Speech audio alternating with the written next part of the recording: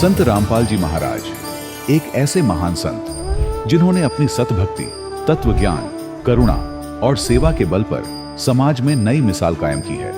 संत रामपाल जी महाराज की अगुवाई में उनके सभी सतलोक आश्रमों से समाज कल्याण के अद्भुत कार्यों ने समाज को सुनहरे भविष्य की एक नई उम्मीद दिखाई है।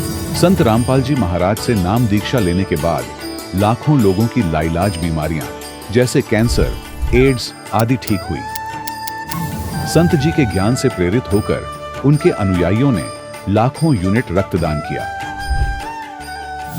संत जी ने लाखों बहन बेटियों का दहेज मुक्त विवाह करवाया।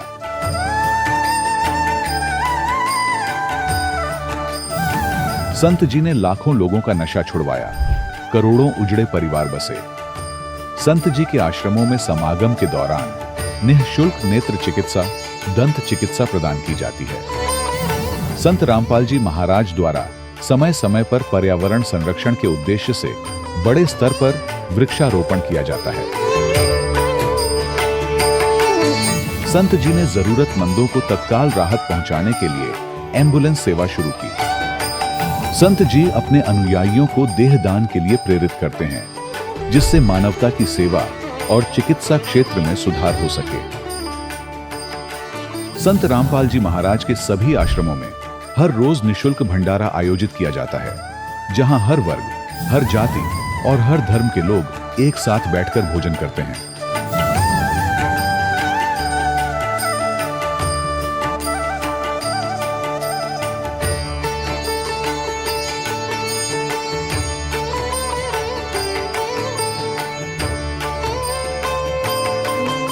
संत रामपाल जी महाराज की अन्नपूर्णा मुहिम ने गरीब और बेसहारा लोगों के जीवन में एक नई ऊर्जा और उम्मीद को जन्म दिया है। घर घर खाद्य सामग्री और जरूरी मदद पहुंचाकर संत रामपाल जी महाराज ने लोगों को दुख और मजबूरी से लड़ने की ताकत प्रदान की है।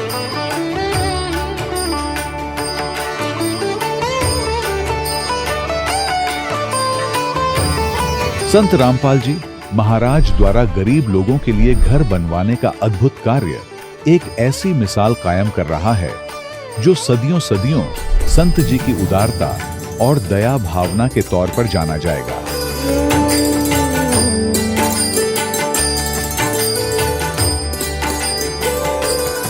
संत रामपाल जी महाराज के आश्रम में हजारों बुजुर्गों को सम्मान और प्यार के साथ जीवन जीने का अवसर मिलता है।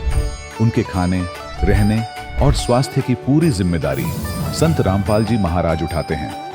अनाथ बच्चों के लिए संत रामपाल जी महाराज के सभी आश्रम किसी वरदान से कम नहीं। यहाँ उन्हें शिक्षा, संस्कार और भविष्य के लिए बेहतर अवसर प्रदान किए जाते हैं। चाहे बाढ़ हो, भूकंप या महामारी, संत रामपाल जी महाराज और उनके अनुयायी हमेशा ही जरूरतमंदों के लिए सबसे आगे खड़े रहते हैं। कोविड महामारी के दौरान संत रामपाल जी महाराज के आश्रमों से करोड़ों लोगों के लिए भोजन, दवाइयां और जीवन रक्षक सामग्रियां उपलब्ध कराई गई। चाहे गरीब की मदद हो या किसी शोषित और पीड़ित वर्ग के हक और सम्मान की लड़ाई, संत रामपाल जी महाराज ने हमेशा ही उनकी दबी आवाज को सरकारों तक पहुंचाया है और उन्हें उचित न्याय दिलवाने में अहम भूमिका अदा की है। समाज में आध्यात्मिक और सामाजिक मूल्यों के प्रति जागरूकता लाने में संत रामपाल जी महाराज हर कदम पर मानवता के सच्चे सेवक साबित हुए हैं। संत रामपाल जी महाराज का जीवन हमें सिखाता है कि सच्ची सेवा वही है जो निस्वार्थ भाव से की जाए। आइए हम भी इस महान सेवा के कार्य में इस महान संत से जुड़ें और संत रामपाल जी महाराज से नाम दीक्षा लेकर अपने जीवन को धन्य बनाएं।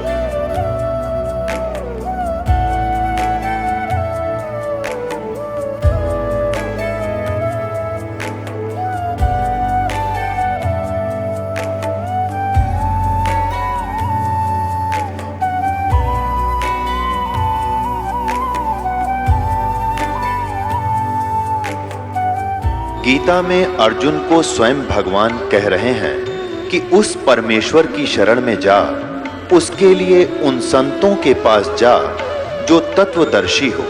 इसी प्रकार हजरत मोहम्मद को उनका अल्लाह कह रहा है कि कोई और पूर्ण परमात्मा है, उसको पाने के लिए उन तत्वदर्शी संत की तलाश कर। वो प्रभु कौन है, ये जानने के लिए कृपया अवश्य सुनिए जगत गुरु तत्वदर्शी संत रामपाल जी महाराज के अमृत वचन। नमस्कार दर्शकों, ये कहानी है पंजाब के मोहाली जिले की रहने वाली माया देवी जी की। इनका जीवन शारीरिक कष्टों और भूत प्रेत बाधाओं से घिरा हुआ था। तमाम भक्ति साधना करने के बावजूद इन्हें कोई राहत नहीं मिली। शारीरिक और मानसिक कष्टों से परेशान माया देवी जी को तलाश थी एक ऐसे मसीहा की जो इनके सारे कष्टों को समाप्त कर सके। क्या माया देवी जी के सभी कष्टों का निवारण हुआ या आज भी इनकी यह तलाश जारी है? आइए माया देवी जी से ही सुनते हैं उनकी सच्ची कहानी, उन्हीं की जुबानी। नमस्कार जी। नमस्कार जी। क्या नाम है बहन जी आपका? माया देवी जी। बहन जी आप कहाँ के रहने वाले हैं? जी हम गांव टेड़क, जिला मुआड़ी, तहसील डेराबस्सी। बहन जी संत रामपाल जी महाराज से आपने नाम दीक्षा कब ली? जी मैंने 2017 में ली जी। संत रामपाल जी महाराज से नाम दीक्षा लेने से पहले क्या आप कोई भक्ति साधना करते थे? हाँ जी, मैं सभी देवी देवताओं की भक्ति करती थी जी। हफ्ते में जी मैं वीरवार, जुमा, सोमवार जी सारे ही व्रत रखती थी जी। एक महीने में एक पूर्णिमा का व्रत आता था जी, वो भी मैं करती थी जी। ऐसा कोई व्रत नहीं था जी, नवरात्रे जी सब करती थी जी। मैं शाम खाना भी नहीं खाती थी, एक टाइम खाती थी जी खाना भी। कोई पानी सुबह से लेकर शाम तक मैं पानी भी नहीं पीती थी जी। बहन जी आपने बताया पहले आप हिंदू देवी देवताओं की भक्ति करते थे तथा व्रत भी रखते थे, तो जो भक्ति साधना आप करते थे उससे आपको क्या लाभ हुए? कोई लाभ नहीं हुआ जी। सारी भक्ति करते करते मेरी शरीर में इतनी पीड़ा रहती थी जी। मुझे बहुत भूत प्रेत की बाधा थी जी, बहुत ज़्यादा इतनी थी जी।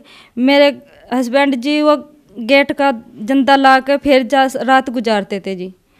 जागते थे, सो भी नहीं पाते थे। सुबह काम पर भी जाते थे, फिर भी सो नहीं पाते थे जी। वो मैंने अपना छोटा भाई बुलाया हुआ था जी, मेरे घर वाले ने। उसने जी एक वो सोता था तो एक जागता था, एक जागता था तो एक सोता था जी। जिस टाइम पर मेरे में चीज़ा का असर हो जाता था जी, मेरे हस्बैंड बहुत बार यहाँ जी मैं उन्हें एक हाथ से ऊपर चक देती थी जी। इतनी बुरी हालत थी जी मेरे की, बहुत ज़्यादा जी। मैं क्या बताऊँ आपनों भी, मैं अपने पराये जानती ही नहीं थी भी मेरा अपना पराया है भी या नहीं। दुनियादारी की तो मुझे पता ही नहीं था जी। गाँव वाले कहते थे जी भी या तो ढोंग करा या तो फैल करा, ऐसे ऐसे इल्जाम लगाते थे जी। मेरे इस टाइम पे मुझे भूत प्रेत का असर हो जाता था जी। मैं अपना हाथ ही काट कर अपना ही खून चाटने लगती थी जी। मेरी इतनी बुरी हालत हो जाती थी सर, प्रेतों ने मेरा ऐसा हाल कर दिया था। मैं अपने पति, अपने बच्चों को किसी को भी नहीं जानती थी जी। गांव के मेरे आड़ पड़ोस मेरी सास भी कहती थी भी या तो ढोंग करा, कोई भी हमारे घर नहीं आता था। जिस टाइम पर मुझे असर होता था जी प्रेतों का, मेरे घर वाले जी गेट खड़का करते जी, जोन से मेरे ताऊ चाचा कोई गेट भी नहीं खोल था जी माँ। उसके बाद जी मेरे हस्बैंड को जी बवासीर की बीमारी थी। मेरा लड़का जी 9 साल का, उन्हें बहुत ज़्यादा बुखार हो रहा था जी। हफ्ते में जी वो स्कूल में 2 दिन मुश्किल से जा पाता था। उसके बाद इतना बुखार था जी, मैं खुद डर जाया करूँ थी जी भी इतना बुखार है परमात्मा, मैं इतनी भक्ति भी करूँगा फिर भी मेरे बच्चे ठीक नहीं है। जौन सा कुछ भी कहते थे जी, मैं बहुत दूर दूर तक इलाज करवाया। यहाँ से यूपी में शामली पड़ा जी, वहाँ भी मैंने इस्लाम है जी एक, वहाँ उस पर भी इलाज करवाया। बराड़े में जी नप्पड़ भगत जी आए एक, उस पर भी इलाज करवाया। लेकिन इलाज करवाया कहती थी, पता लगता था भी मैं ठीक होगी, फिर ऐसे ही हो जाता था जी। इतनी बुरी हालत थी जी। मैं 1 रुपये ਨੂੰ तरस गई थी जी। 10 रुपये तो मेरे वास्ते इतने हो गए थे भी पता नहीं कितनी बड़ी रकम है। इतनी बुरी हालत कर दी थी मेरी। दिखते थे जी मनु, जिस टाइम पर मनु दिखते थे भूत प्रेत मेरे हस्बैंड के रूप में भी दिखते थे। मांस की इस तरह प्लेट जी मेरा आगे आगे चलती थी जी। मैं आंखा मीच कर कहती थी मगर नहीं, ये मेरा बैम है, ऐसा नहीं हो सकता भी ऐसे कई प्लेट मांस की कैसे मेरे आगे घूमेगी, नहीं ये तो बहम है मेरा। उसके बाद ऐसे ही होता रहता था। मैं अपने कमरे में भी नहीं बढ़ पाती थी जी। अगर कल्ली होती थी घर पे तो मैं कमरे में नहीं जाऊँ थी, मैं बाहर ही रहूँ थी। किसी का बैठ गई तो मैं डर लगता था भी मैं अंदर जाऊँगी कुछ मुझे मार देगा। बहुत ज़्यादा इतनी दिक्कत रहती थी जी, मैं बहुत डरती थी। बहन जी, जैसा कि आपने बताया, आपके बताने के अनुसार आपके घर पे दुखों का पहाड़ टूटा हुआ था। आपको, आपके पति को, आपके बच्चे को बहुत परेशानियों का सामना करना पड़ रहा था। तो फिर संत रामपाल जी महाराज के बारे में जानकारी आपको कहाँ से मिली? चाचा जी मेरे, उन्होंने हमें समझाया, संत रामपाल जी महाराज का ज्ञान बताया भी अब परमात्मा है, धरती पर आए हुए संत रामपाल जी महाराज के रूप में आए हुए हैं।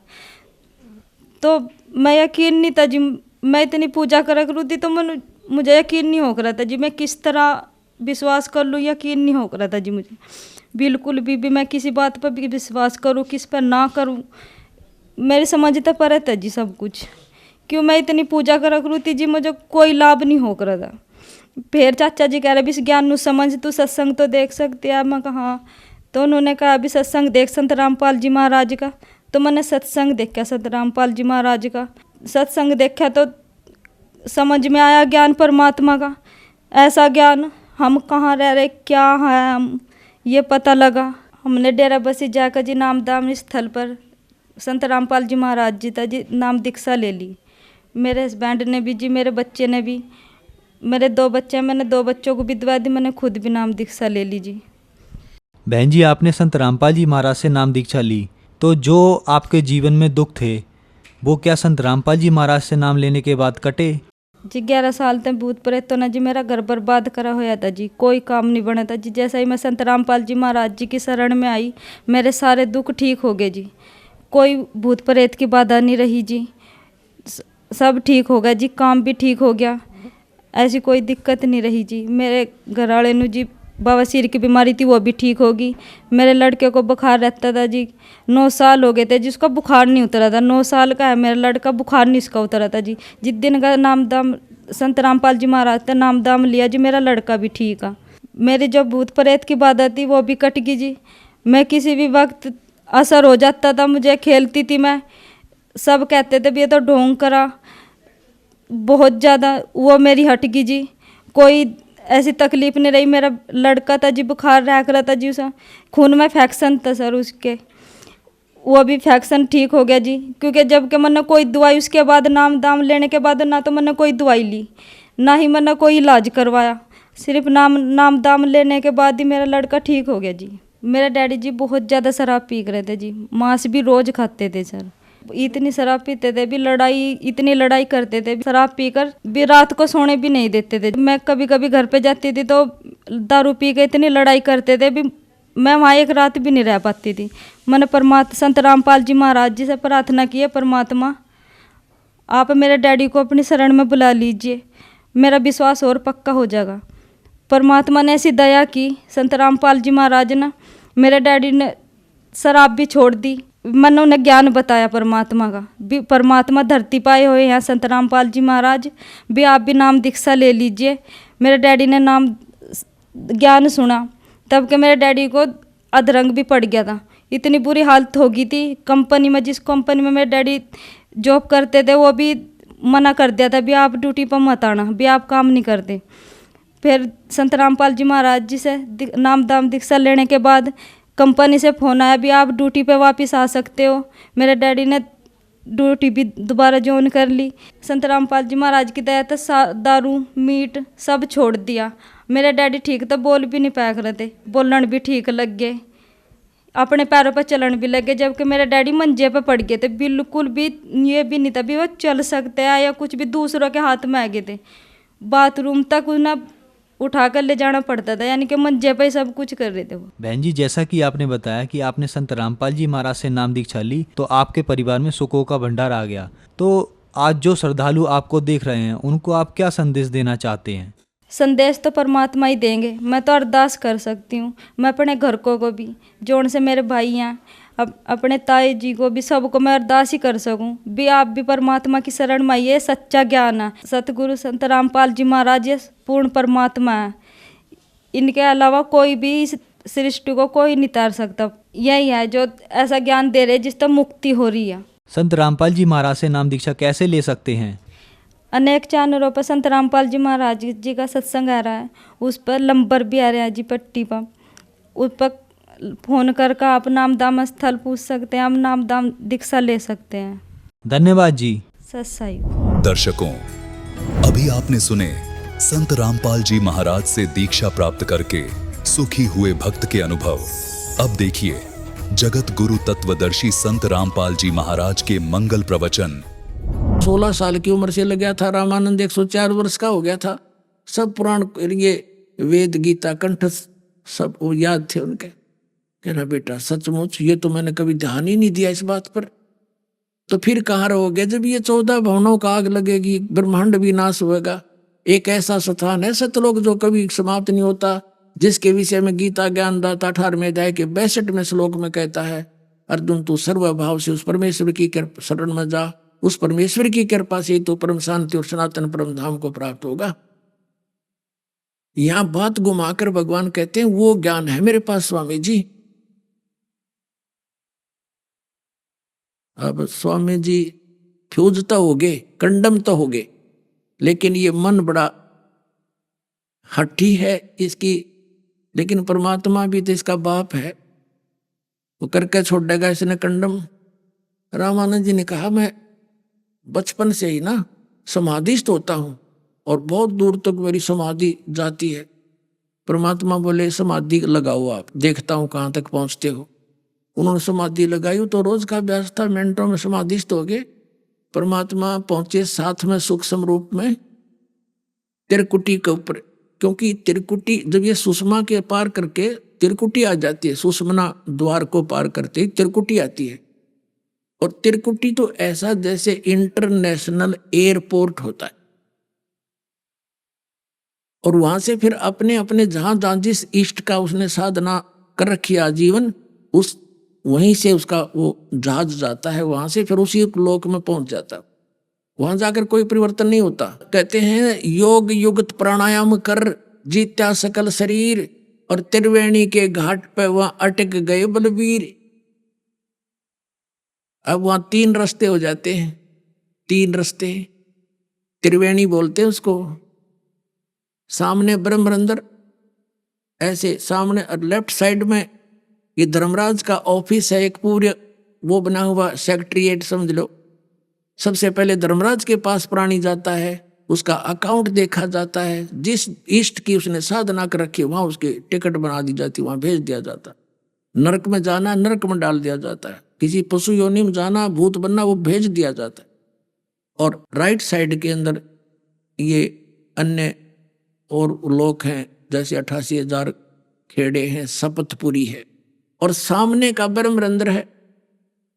कहते ब्रह्मरंध्र के घाट को खोल लेता कोई एक, द्वारे से फिर जाते हैं ऐसे बहुत अनेक।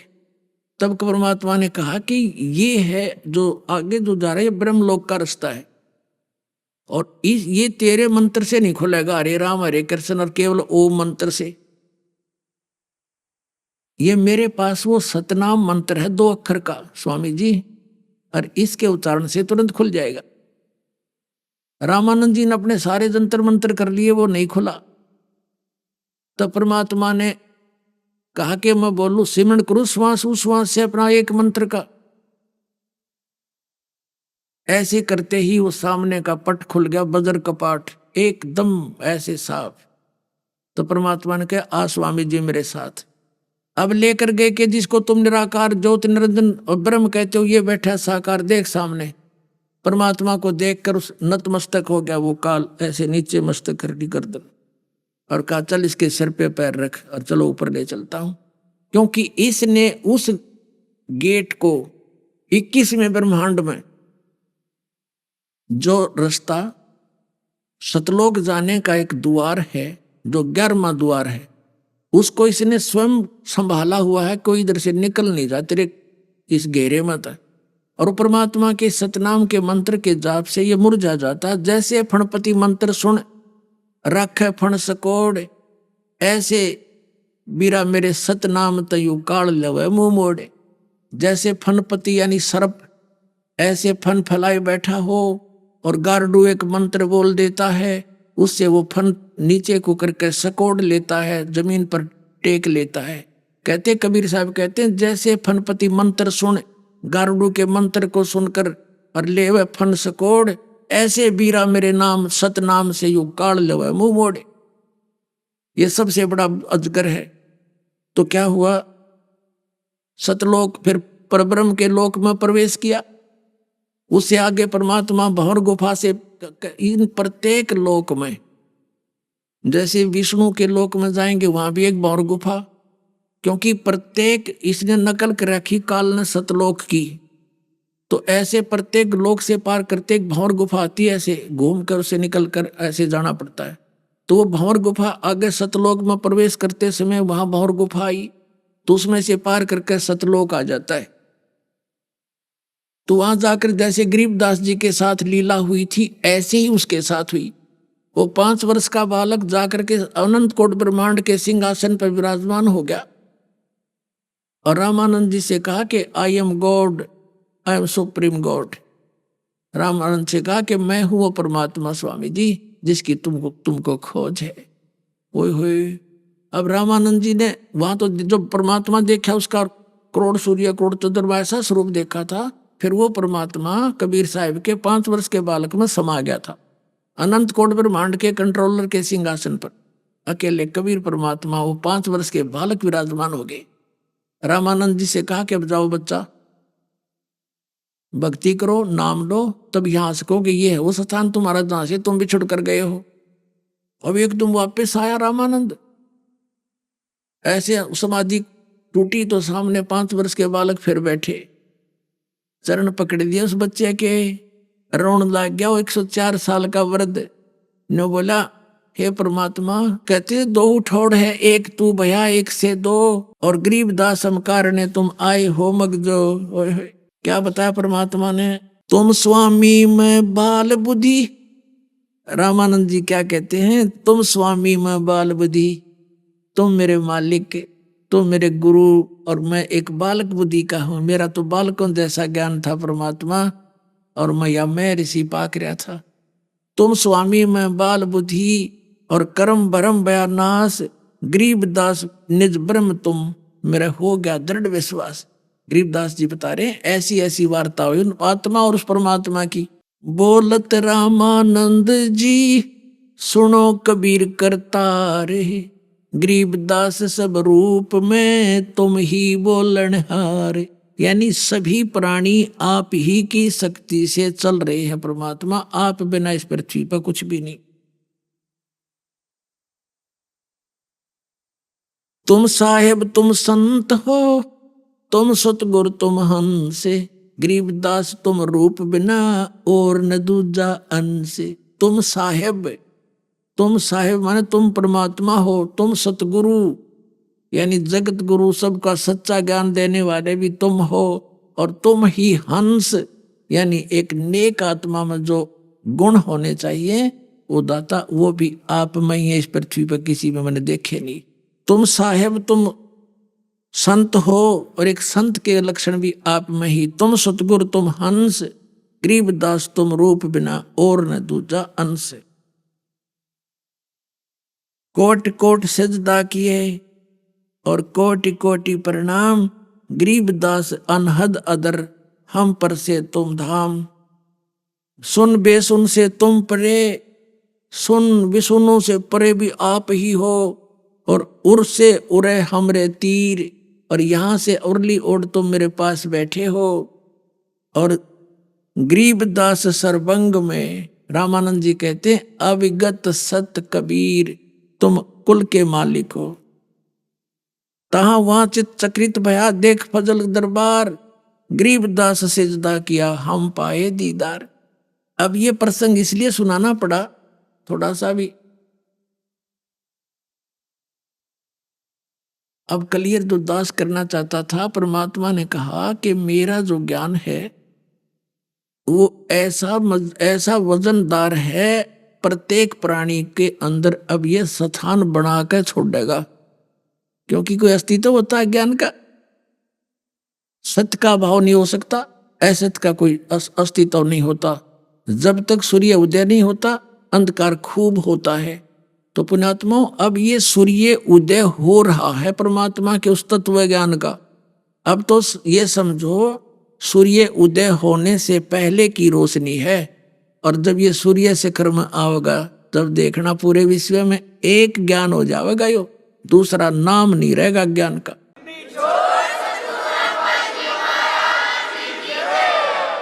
कबीर साहब ने कहा है कि और ज्ञान सब ज्ञानड़ी, जैसे लाल के तुलना में लालड़ी, और ज्ञान सब ज्ञानड़ी, कबीर ज्ञान सो ज्ञान, और जैसे गोला तोब का इब करता चला मैदान।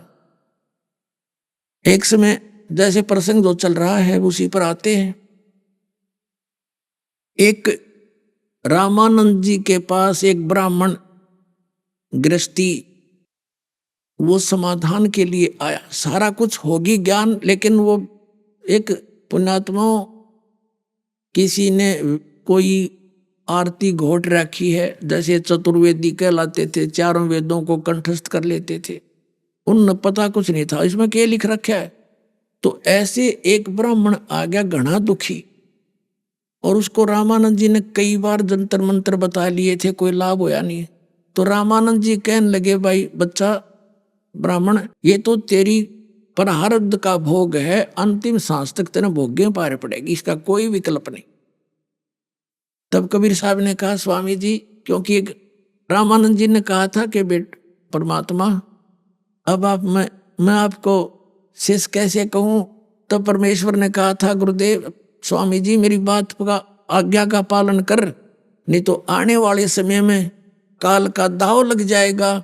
ये कहा करेंगे कबीर साहब ने कौन सा गुरु बनाया था, आप औपचारिकता रूप में गुरु बनाना पड़ेगा, ये नियम बना दिया है मैंने, आप मेरे गुरु बने रहो, लेकिन अब भक्ति यही करो जो दास ने आपको ज्ञान करा है।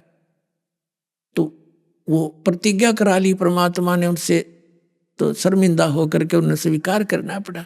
लेकिन परमात्मा ने कहा खड़ा होकर के कि हे गुरुदेव, कबीर साहब बैठे थे वहां, रोज आने जाने लगे, बाकी ब्राह्मण दूर हट गए, जो दुखी सुखी आते थे उसके पास, दुखी दाखी आते थे आर्त टाइप। तो उस ब्राह्मण से परमात्मा ने कहा, स्वामी जी एक अर्ज करूं आपसे। कबीर रामानंद जी ने कहा, बोलो बोलो मालिक, बोलो क्या कहना चाहते हो। आप ये कह रहे हो कि प्रारब्ध के कर्म तो भोगने ही पड़ते हैं, आप वेदों को तो सत्य मानते हैं। कहा वेदों में तो बिल्कुल सत्य।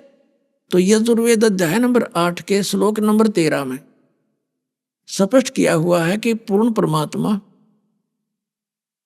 अधर्म यानी घोर पाप का भी नाश कर देता है, संचित कर्मों का भी नाश कर देता है, प्रारब्ध के भी कर्म का नाश कर देता है। तो आपके पास वो साधना नहीं है जिससे यो पाप नाश हो सकता है। अब ये बात सुनकर अब वो उस ब्राह्मण ने कबीर साहब से अपना पता पूछ लिया। रामानंद जी ने बताया, भाई ये मेरे, वैसे तो मुझे गुरु कहते हैं, पर ये भाई भगवान आ रहे हैं। बच्चा सत्कर मान लिया ब्राह्मण, और है ये जुला जाति में, पर भगवान समझ लेना इसको। मैं भी ब्राह्मण समझू था अपने आप ने, पर भाई ब्राह्मणपना 2 दिन का है। तो वो कहने लगा, वो ब्राह्मण कहने लगा, महाराज जी मेरी तबीयत मट्टी हो रही है, कति बहुत दुखी हूँ, संसार में इज्जत नहीं, सारा परिवार कोई न कोई यातना से दुखी है, कोई न कोई कष्ट उसमें बना हुआ है। तो मैं कहने लगे तुम इनसे बात करो।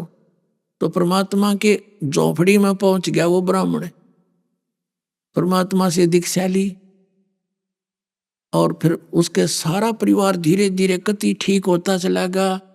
लोगों का कर्जा था, मालिक ने धीरे धीरे कुछ ऐसी व्यवस्था की, सोशल छिद्र में करूं अपने धन के काज, वो स्वस्थ हो गया। 2 पैसे लेने देने थे वो भी समाप्त हुए। अब जो प्रसंग दास स्पष्ट करना चाहता था अभी तो स्टार्ट हो रहा है। अब 20 मिनट का सत्संग से ध्यान से सुनना। निष्कर्ष क्या बताना चाहता दास कि परमात्मा का ये ज्ञान ऐसा वजनदार है,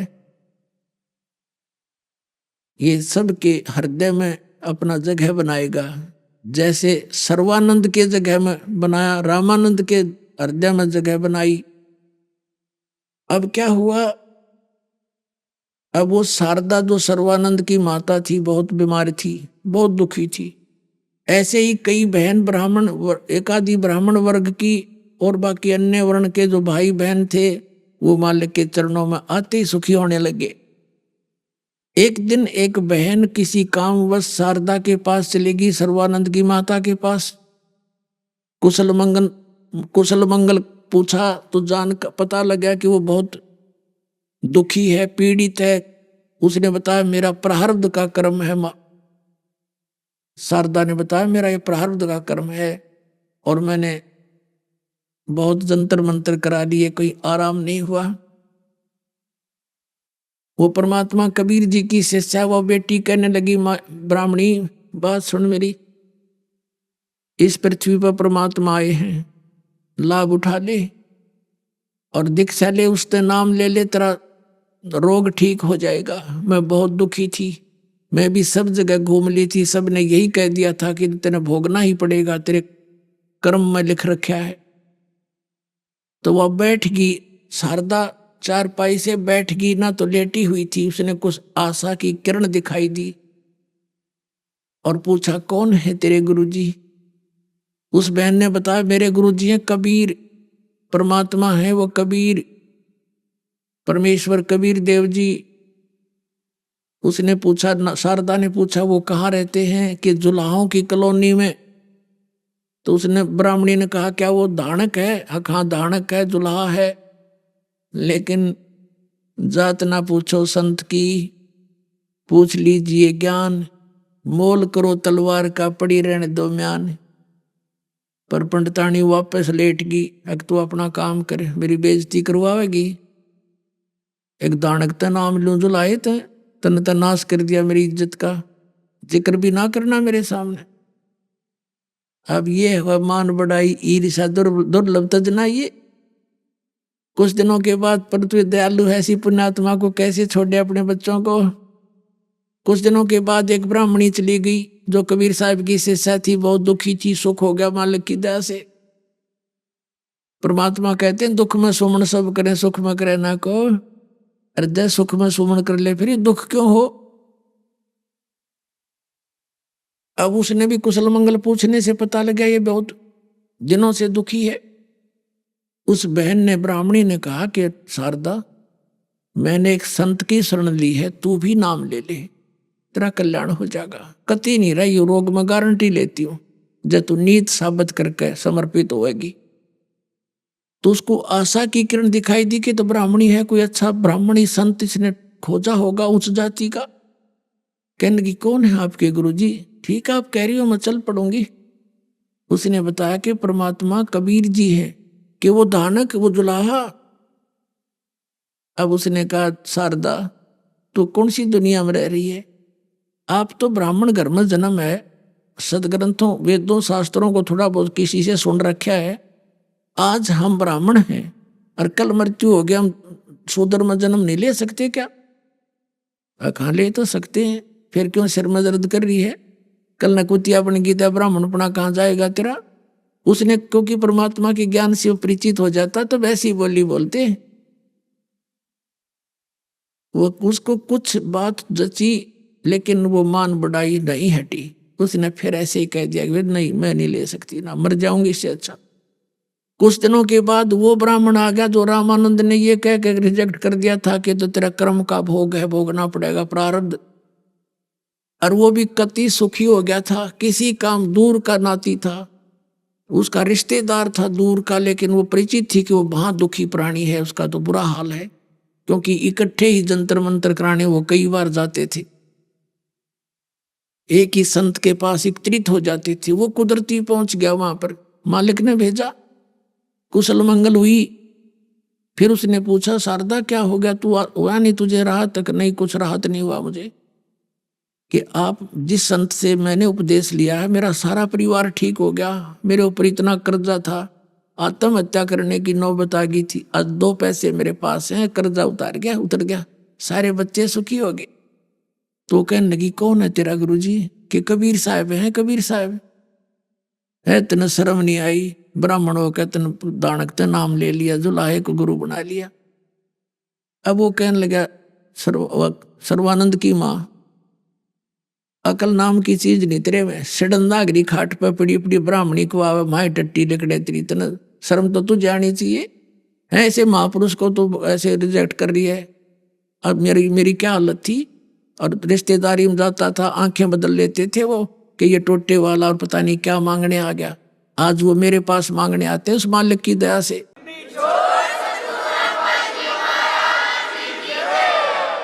और फिर ना मानना तो बाढ़ में जा उठ कर चल पड़ा, मैं नहीं आऊंगा नालायक तेरे घर पास के बाद।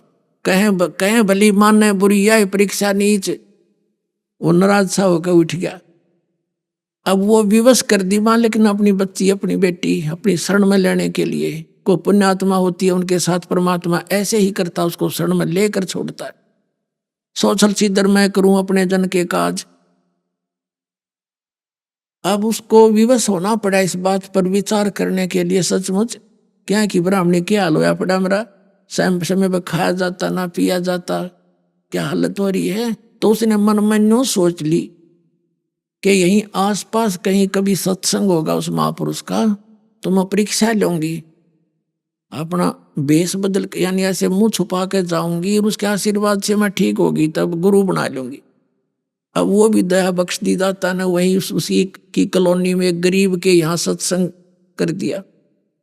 वो संदेशा देने जाते हैं, न्योता देने कि हमारे यहाँ निमंत्रण देने जाते हैं, सत्संग होगा, यो सभी के जाते हैं। परमात्मा ने कह रखा तुम कह के अवश्य आना, ना होगा उसका दुर्भाग्य होगा, तुम उलाने में नहीं रहोगी।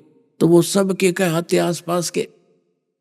तो उसको पता चला सर्वानंद की माँ शारदा को कि आज वो यहीं आगे हैं और रात न जाऊंगी, रात का सत्संग करते थे। ऊपर पर्दा, पहले पर्दा सिस्टम था ही हिंदुओं में। अब पहले क्या करते थे, एक जोत लगा करते थे देसी घी की, और वही दीपक का काम भी करती थी, हवन यज्ञ का काम भी करती थी। तो छोटी सी टमटमाती रोशनी होती थी। सभी श्रोता जा रहे थे, आशीर्वाद ले रहे थे, बहन एक तरफ भाई एक तरफ बैठ रहे थे। यह ऐसे 50-100 व्यक्तियों के एकत्रित होने का स्थान था। तो सर्वानंद की माँ शारदा भी मुंह ढक कर पल्ला करके और कर रहे थे, ऐसे लाइन में लगी और धीरे धीरे जाके तक बैठ कर आशीर्वाद लूंगी, आशीर्वाद से ठीक होगी तो मान लूंगी, ना तो ना मानू। देख कि सब क्या कैसा मन है हमारा, कैसी सोच है। परमात्मा कहते हैं वो भी काम कर देता हूं मैं। उसके सिर पे हाथ रखा और कहा सर्वानंद की माँ आज दानक के पास क्यों कराएगी। उन्होंने सोची अगिन तो पहचान दी, मैं पहचान ली ये तो सचमुच भगवान है। और हाथ रखते हुआ स्वस्थ होगी। पर्दा एक तरफ कर दिया, चरना में पड़ गई है भगवान माफ कर दो मुझ पापन को। जैसा सुना था वैसे ही पाए आप तो। ये मेरे दाता गलती होगी, उस नीच को माफ करना, मैंने बहुत बुरा भला कहा आपके बारे में। अब बैठ जाए सत्संग और सुन ले थोड़ी सी। वह बैठ की कहने लगी परमात्मा ने कहा ये झाड़ा ना समझना, ये तुझे शरण में लेने के लिए तेरा रोग काटा है। पहले कांटा निकाला तेरा जूता, अब जूता पहन लिए, कदे फिर ने सोचा और भी कांटे लग सकते हैं, नाम ले ले चुप करके। नाम लूंगी जी। पूरा सत्संग सुनाया परमात्मा ने, ब्रह्मा विष्णु महेश की सती थी बताई।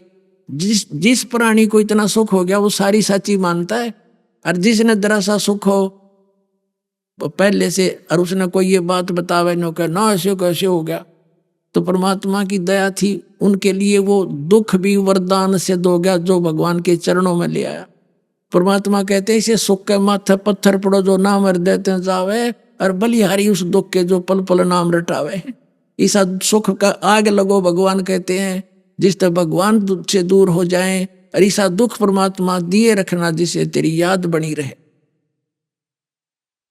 तो उसमें नाम लिया, 2-4 सत्संग सुने लगातार, फिर तो डटा नहीं जाता क्योंकि इतना सुख हो गया, शरीर स्वस्थ, जान बची लाखों पाए। जहां भी सत्संग करे परमात्मा आगे बैठी पावे शारदा, सारा ज्ञान परिचित हुआ। फिर अपने बेटे से समझाया बेटा सर्वानंद नाम ले, भगवान आए। अब सर्वानंद ब्राह्मण और सबको पराजित कर रखा। वो कहने लगा माता जी तो आप क्या कह रही हो, मैं तो सबका गुरु हूं, मैंने सबको पराजित कर दिया है, और माता जी मेरा नाम बदल दो।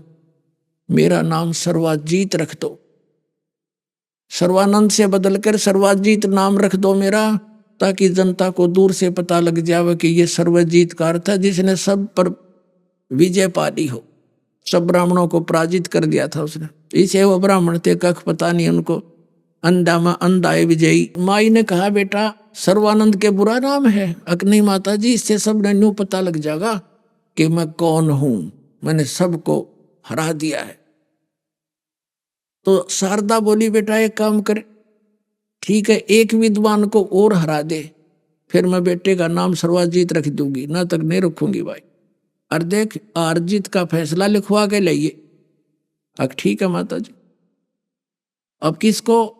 अब कबीर जी को हरा दे, कबीर के वो धानक जुलाहा, क्योंकि उसका पता सब ने था, सब ने छेड़ा छड़ी रखा करते परमात्मा कि उसने तो रामानंद जी की का भी बुद्धि भ्रष्ट कर दी, वो भी उसके पीछे लगा हुआ है, जंतर मंत्र जानता होगा, मैं सब ठीक कर दूंगा उसको। वहां भी जाता हूं, अभी आया, वो तो अक्षर ज्ञान रखता ही नहीं है, वो तो अशिक्षित है। ई भरा के आता हूं माई, अभी जाता हूं। माई बोली जा बेटा। अपने आत्मा वो साथ रखता था अपने बैल के ऊपर, सारे पोथी, ये चारों वेद, 18 पुराण, उपनिषद, महाभारत एक बोरे में जैसे गधे पर बोरा डाला करें ऐसे बैल पर रख कर रखा था, ले आदर सत्कार से लेकर चलता था। वह कमाली नाम की एक बेटी जो मालिक ने जीवित की थी, मरी हुई 13 साल की, वो 18-20 वर्ष की हो चुकी थी। कुएं से पानी जल भर रही थी अपनी कॉलोनी में, जुलाहों की कॉलोनी में। दोपहर का समय, जून का महीना, उत्तर प्रदेश काशी भारतवर्ष में शिखर दोपहर यानी धूप जोर की पड़ रही थी। सर्वानंद ब्राह्मण जब जुलाहों की कॉलोनी में प्रवेश किया तो उस समय ब्राह्मण आ जाए ऐसा विद्वान और जुलाहों की कॉलोनी में ऐसे देखा करते, सब बाहर निकल कर जैसे हाथी गांव में आ जा, सारा गांव देखने आकर हाथी आ गया, हाथी आ गया। तो सब अब अपनी झोपड़ियों में खड़े होकर देख रहे हैं ब्राह्मण किसके घर जाएगा। इतने में उसको परमात्मा ने ऐसी दया करी, ऐसी प्यास लगा दी, उसकी आंखों में जी आ गया। और सामने लड़की पानी निकाल रही थी। सर्वानंद ने कहा बेटी जल पिला, और लड़की ने जल पिला दिया। अब उसका जब पेट भर गया ना, प्यास बुझ गई, जान बच गई। जब उसको याद आई तू तो ब्राह्मण, अरे यो जुलाहों का कुआ, तेरी तो बेइज्जती होगी। इधर उधर देखा, कोई देख तो नहीं रहा है। अब देख रहे सारे कॉलोनी वाले। तो उसने सोचा तो बड़ा नाश हुआ इज्जत का। लड़की पर डांट लगाने लगा, है लड़की तूने पहले क्यों नहीं बताया कि ये जुलाहों का कुआ है। लड़की बोली पंडित जी जुलाहों की कॉलोनी में ब्राह्मणों का कुआ कैसे हो सकता है, तेरी अकल ने काम करना चाहिए था। हैं जब तेरा जी निकलन हो रहा था तब भूल गया तो जाती पाती, ये पेट भर गया तेने बात आ गई। ब्राह्मण ने बोला है लड़की घड़ी ना बोला है, नो बता वो कबीर का घर जानती है तू। लड़की को पता था इस सरफरे इतने पता नहीं कितने गांव परमात्मा के साथ खसने के लिए मुंह बोले पिताजी थे उनके। कहने लगे आजा, मैं उनकी लड़की हूं, मैं ले चलती हूं तुम्हें उनके घर, आजा मेरे पीछे पीछे।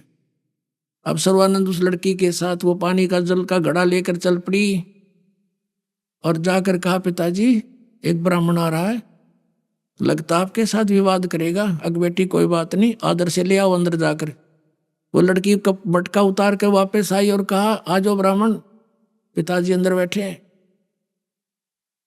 तो सर्वानंद ने क्या कहा, लड़की तू ऐसे कर, मेरे इस लोटा पानी का भरवा लिया, एक करमंडल ले रहा था लोटा, और कहा इसको जल से भर दे। उसने देख लिया भ्रष्ट काम हो लिया, कोई बात नहीं। कहने लगी बेला भर दे इसको ऊपर पूरा और डाल दे, कति और फ्लो करा दिया कि उसमें एक बूंद पानी पड़ा तो बाहर निकल जा। और कहा ले इस लोटे को कबीर को दे दे और इसका क्या उत्तर दे वो मुझे बताना। वह लड़की लेकर उस और कहना ध्यान करना जल गिरे नहीं। वो लड़की धीरे धीरे पकड़ कर लेगी, पिताजी लिए लोटा दिया उसने पानी का भर के। अब परमात्मा के पास एक मोटी सुई रखी थी लोहे की कील सी, वह उठा कर उस लोटे में डाल दी। अग बेटा जाए लोटा वापस दिया उसको एज इट इज। वह वापस आ गई, लो गुरुजी ले ब्राह्मण पंडित जी ले लो अपना लोटा। क्या जवाब दिया तेरे पिताजी ने? कि पिताजी ने तो इसमें एक सुई डाल ली है लोहे की और कोई उत्तर ना दिया। तो अंदर गया, कबीर जी तूने क्या उत्तर दिया मेरे प्रश्न का? मैं तेरे साथ शास्त्रार्थ करने आया हूं। परमात्मा ने कहा आपका प्रश्न क्या था? कि मेरा प्रश्न ये था कि मैं ज्ञान से ऐसे परिपूर्ण हूं जैसे ये लोटा जल से, और मैंने पूरे विद्वानों को पराजित कर दिया है। मेरी माँ ने एक शर्त रखी है, मैं तुझे पराजित करूं तब मैं उससे उनसे अपना सर्वाजीत नाम रखवा पाऊंगा। तो मैं तुझे ये वो दिखाना चाहता हूं, प्रमाण किया है कि मैं और ज्ञान में मैं और फलो हूं। तेरा ज्ञान मेरे अंदर समाएगा नहीं, तो अपनी हारी लिख देना वक़्त से। मेरा उत्तर सुन दे क्या है? कबीर साहब ने कहा मेरा ज्ञान ऐसा वजनदार है जैसे तेरे जल के लोटे में या सुई डाल दी, तेरा जल बाहर निकल गया या तली में जाकर बैठ गई इसके, तो मेरा ज्ञान ऐसा तेरी छाती में बैठ जाएगा, तेरे ज्ञान ने बाहर डाल देगा।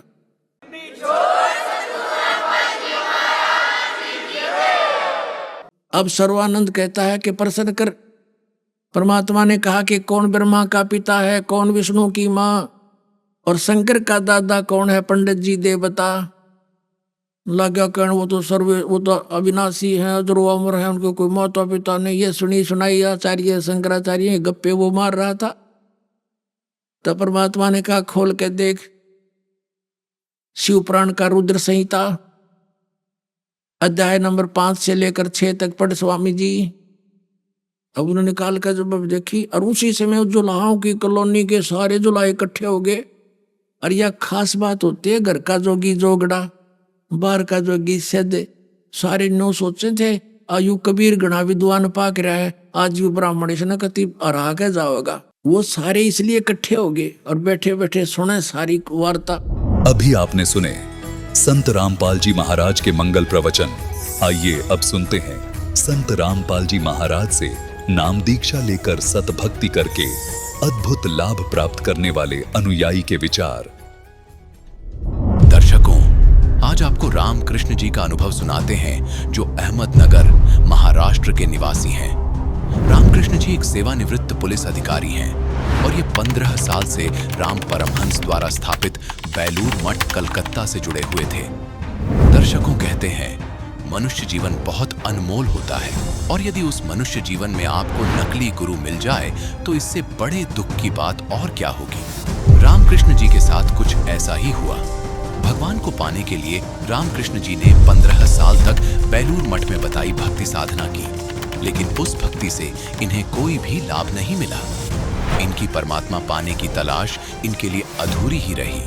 लेकिन इनके जीवन में परिवर्तन तब आया जब इन्हें ज्ञान गंगा नामक पुस्तक मिली। ज्ञान गंगा पुस्तक पढ़ने के बाद रामकृष्ण जी के पैरों के नीचे की जमीन खिसक गई, क्योंकि जो भक्ति साधना ये कर रहे थे वो शास्त्र विरुद्ध थी। रामकृष्ण जी का कहना है कि ज्ञान गंगा में उन्हें शास्त्रों के वो गूढ़ रहस्य मिले जिनकी तलाश हर मनुष्य को है। दर्शकों, आइए अब सुनते हैं रामकृष्ण जी के जीवन परिवर्तन की कहानी, उन्हीं की अपनी जुबानी। नमस्कार जी। नमस्कार। क्या नाम है आपका? मेरा नाम रामकिशन शंकर आव्हाड़। कहाँ से आए सर आप? हम अहमदनगर महाराष्ट्र से आए हैं। क्या करते हैं जी आप? हम अभी रिटायर जॉब करते हैं। रिटायर। किस पद से रिटायर्ड हुए हैं सर आप? हम एडिशनल एसपी थे anti corruption department Nashik range में। सर कहाँ कहाँ पे पोस्टिंग हुई है आपकी? हमारी पोस्टिंग नासिक, नगर, धुला, जलगांव, नंदुरबार, बम्बई, ऐसे महाराष्ट्र के अलग अलग जिले में हो गया। संत रामपाल जी महाराज जी से कब जुड़े? हम सितंबर 2011 को संत रामपाल महाराज से जुड़े। संत रामपाल जी महाराज जी से जुड़ने का कोई कारण? कारण यह था कि हम पंढरपुर में जा रहे थे, पैदल हम पंढरपुर वारी किया, और आते वक्त एक संत रामपाल महाराज की शिष्या थी, वो करमाड़ा गांव में मिली, और उससे हम ज्ञान गंगा लिया, और ज्ञान गंगा पढ़ने के बाद और संत रामपाल महाराज से जुड़े। सर इससे पहले हम आपसे ये पूछना चाहेंगे कि संत रामपाल जी महाराज जी से नाम दीक्षा लेने से पहले आप क्या भक्ति साधना करते थे? हमने बहुत भक्ति की, प्रवचन किया, कीर्तन किया, भजन किया। और बेलूर मठ जो कलकत्ता है, रामकृष्ण परमहंस का जो विवेकानंद पंथ चला है, उसमें वहाँ से भी हमने दीक्षा लिया और वो भक्ति हमने 15 साल किया। ऐसी अलग अलग हम सब जगह घूमे, चारिधाम किया, पूरा इंडिया परमात्मा के लिए घूम गए। ऐसी देवी देवताओं की भक्ति किया, चारों धाम किया। सर, आप एडिशनल एसपी रहे हैं और आप पुलिस डिपार्टमेंट में रहे हैं, तो स्वाभाविक है कि आप काफ़ी खोजबीन करके ही आप संत रामपाल जी महाराज जी से जुड़े होंगे। तो हम आपसे जानना चाहेंगे कि ऐसी कौन सी बातें आपको लगी जिन बातों ने आपको प्रभावित किया कि आपको संत रामपाल जी महाराज जी से नाम दीक्षा लेनी चाहिए। हमने बहुत स्टडी किया, आध्यात्मिक स्टडी। हम गीता जी पढ़ी, ज्ञानेश्वरी पढ़ी और वेदांत के ऊपर जो ग्रंथ है वो भी पढ़ लिया और हमको वो सिखाया भी। हमका जो गुरु मिले उनसे हमने वो सब ग्रंथ सिखाए। लेकिन वो ग्रंथ पढ़ने के बाद जो तकलीफ होती थी, जो प्रारब्ध था, वो हमको प्रारब्ध चेंज नहीं हो रहा था।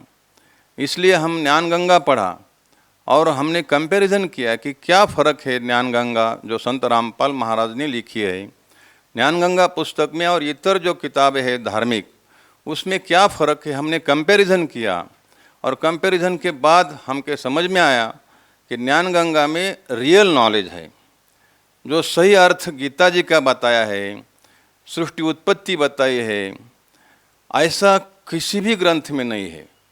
जो संत रामपाल महाराज ने अर्थ किया है वो सही है, वो शब्दार्थ है और वो ऑल ओवर वर्ल्ड में लागू होता है। इसलिए हम संत रामपाल महाराज से जुड़े। सर, अक्सर जितने भी संत रामपाल जी महाराज जी के अनुयायी हैं, जब हम उनसे पूछते हैं, उनका इंटरव्यू लेते हैं, तो वो बताते हैं कि संत रामपाल जी महाराज जी से जुड़ने के बाद उनको काफ़ी सारे लाभ मिले हैं। हम आपसे जानना चाहेंगे सर, एक पुलिस अधिकारी होने के नाते आपको क्या क्या उम्मीद थी कि संत रामपाल जी महाराज जी से जिनका निवारण के लिए आपको लगा कि संत रामपाल जी महाराज ही आपके कष्टों को दूर कर सकते हैं या आपकी जितनी भी आध्यात्मिक जो आपकी जिज्ञासाएं हैं उनको सही कर सकते हैं या पूर्ण कर सकते हैं। हम संत रामपाल महाराज से जुड़ने के बाद हमको बहुत लाभ हो गए। शारीरिक हो गए, मानसिक हो गए, आध्यात्मिक हो गए, भौतिक हो गए। उसमें से शारीरिक लाभ जो है कि हमको तम्बाकू खाने की आदत थी, वो हम मन से छोड़ देना चाहते थे कि ये गलत आदत है, इससे हमारा शारीरिक नुकसान हो जाएगा। ये समझ में आने के बाद भी वो नहीं छूटती थी। लेकिन संत रामपाल महाराज के नाम लेने के बाद वो छूट गई, ऑटोमेटिक छूट गई। अभी उसका ध्यान भी नहीं आता। और जो मानसिक लाभ है, हम पुलिस डिपार्टमेंट में काम किया, 30-35 साल काम किया, लेकिन हमको बहुत क्रोध आता था। वो क्रोध हमसे जब नाम लिया संत रामपाल महाराज से, वो हमको क्रोध शांत हो गया, हमारा मन भी शांत हो गया। और आध्यात्मिक लाभ तो क्या बोलूं, हमने गीता जी, हम 30 साल से गीता जी पढ़ते थे, लेकिन उसमें जो सही अर्थ है वो हमको समझ में नहीं आता था। अभी नाम लेने के बाद पूरा गीता जी समझ में आया कि गीता जी में क्या लिखा है, ब्रह्मा विष्णु महेश की क्या स्थिति है, वह नाशवान है और सही परमात्मा कौन है। 15वें अध्याय का जो 17वां श्लोक है, उसमें सही परमात्मा की डेफिनेशन दिया है, व्याख्या दिया है। वो हमको समझ में आया है कि सही परमात्मा कौन है, सुप्रीम गॉड कौन है और किसकी भक्ति करनी चाहिए, किसकी भक्ति से हम मुक्त हो जाएंगे, कि हमारा मनुष्य जन्म का जो अंतिम ध्येय है मुक्ति, हम कैसे प्राप्त करेंगे। वो 17वें अध्याय का जो 23वां श्लोक है, वो हम तत्सदिति, वो श्लोक तो हमको कुछ समझ में नहीं आता था इस भक्ति से पहले। लेकिन संत रामपाल महाराज ने वो श्लोक का अर्थ बताया और मंत्र दिया और फिर समझ में आया कि कौन है अक्षर पुरुष, कौन है अक्षर पुरुष, कौन है परम अक्षर पुरुष। वो हमको समझ में आया। और इसके अलावा क्या लाभ मिले सर? बहुत बार हमारा एक्सीडेंट हो गया था, उससे भी हम बच गए। हमारी कार को भी बहुत गाड़ी ने ठुकराया, उससे हम बच गए। और सबसे बड़ा लाभ जो है ना, हम कीर्तन करते थे और जो महाराज लोग हमारे साथ थे वो महाराज लोग भी हमको समझाते थे, गीता जी समझाते थे और आध्यात्मिक समझाते थे, लेकिन अभी उनसे हम छूट गए, उनसे हम बच गए, क्योंकि उनका वो जाल था, वो काल का जाल था, वो काल के सब दूत थे। अभी उनसे हम छूट गए, ये बहुत बड़ा लाभ हो गया। हमारी पत्नी को भी हम साथ में एक साथ नाम लिया है। आई है आपकी पत्नी? पत्नी साथ में आए हैं, बुला लीजिए उनको। हमारी पत्नी जो है और हमने एक साथ नाम लिया संत रामपाल महाराज के, और पत्नी को भी बहुत लाभ हो गए। उसने भी बहुत सुना, सत्संग सुने संत रामपाल महाराज से, और उसको भी अभी ज्ञान हो गया, नॉलेज हो गया कि कौन परमात्मा है, उसकी भक्ति कैसी करनी चाहिए, मुक्ति कैसी प्राप्त करनी चाहिए, वो खुद बोल सकती है। जी क्या नाम है आपका? मंदाराम किशन आवाड़, कहाँ से आए जी? अहमदनगर से। संत रामपाल जी महाराज जी से नाम दीक्षा लेने के बाद क्या लाभ मिले आपको? लाभ तो बहुत मिले, वो बहुत बीमार भी मैं रही खुद। अभी 2 महीने पहले तो और जाने वाली होती तभी भी मैं वो उधर आई थी। और क्या लाभ मिले? और ठीक हो गई, किधर कौन थे दवाखाने में जाने का कौन था नहीं, बहुत बीमार, बहुत बोले तो बहुत अच्छा। एक पुलिस अधिकारी होने के नाते आप लोगों को क्या संदेश देना चाहेंगे जो ये मानते हैं कि जो संत रामपाल जी महाराज जी के अनुयायी हैं वो शिक्षित नहीं हैं और वो बगैर किसी जानकारी के वो संत रामपाल जी महाराज जी से जुड़ गए हैं? क्योंकि आप एक पुलिस अधिकारी रहे हैं तो आप उन लोगों के लिए एक माकूल जवाब भी है। आप क्या कहना चाहेंगे उन लोगों के लिए? मैं संदेश तो नहीं दे सकता, लेकिन सब अपने भाइयों को, अपनी बहनों को, जो भी वर्ल्ड में हिंदू, मुस्लिम, सिख, ईसाई सब लोग हैं, उनको मैं विनती करता हूँ कि मनुष्य जीवन दुर्लभ है, मिले न बारंबार, जैसे तरवर से पत्ता टूट गया, बोहर न लगता डार। ये जीवन बार बार नहीं मिलेगा। अपना मनुष्य जीवन का अंतिम उद्देश्य है मोक्ष करना, और वो मोक्ष किसी ही पंथ में नहीं मिल सकता एक्सेप्ट संत रामपाल महाराज से पंथ से। सर आप महाराष्ट्र में रहते हैं, आपसे एक अंतिम सवाल ये है कि आप इतनी दूर संत रामपाल जी महाराज जी से जुड़े, आपको लगता है कि संत रामपाल जी महाराज जी के अलावा यदि किसी और संत से जुड़ते तब भी आपको आध्यात्मिक लाभ मिलते? अगर आपको ऐसा नहीं लगता है तो क्या कारण है कि आपको नहीं लगता कि संत रामपाल जी महाराज जी के अलावा अन्य कोई भी संत ऐसा नहीं है जो आपको ऐसा ज्ञान दे सके या आपको वो बातें बता सके, आपको आध्यात्मिक लाभ दे सके जो शास्त्रों में संत रामपाल जी महाराज ने आपको बताया? बाकी जो संत बोलते हैं वो खुद संत पदवी के लायक नहीं है। जैसे गीता जी अध्याय 15 है, उसमें 1 से 4 श्लोक में तत्वदर्शी संत की डेफिनेशन दिया है। जो वेदों को जानता है, जो संसार वृक्ष को जानता है, उसका वर्णन करता है, वो तत्वदर्शी संत है।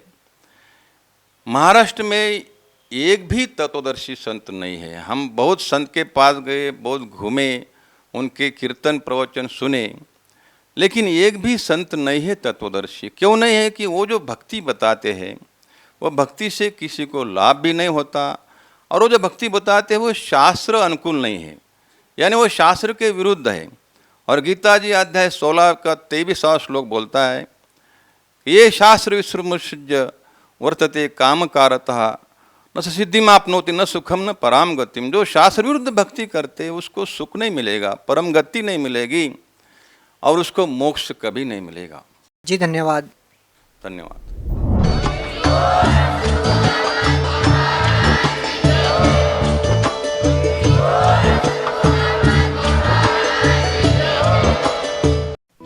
आप सुन रहे थे जगत गुरु तत्वदर्शी संत रामपाल जी महाराज के मंगल प्रवचन। अधिक जानकारी के लिए संपर्क करें।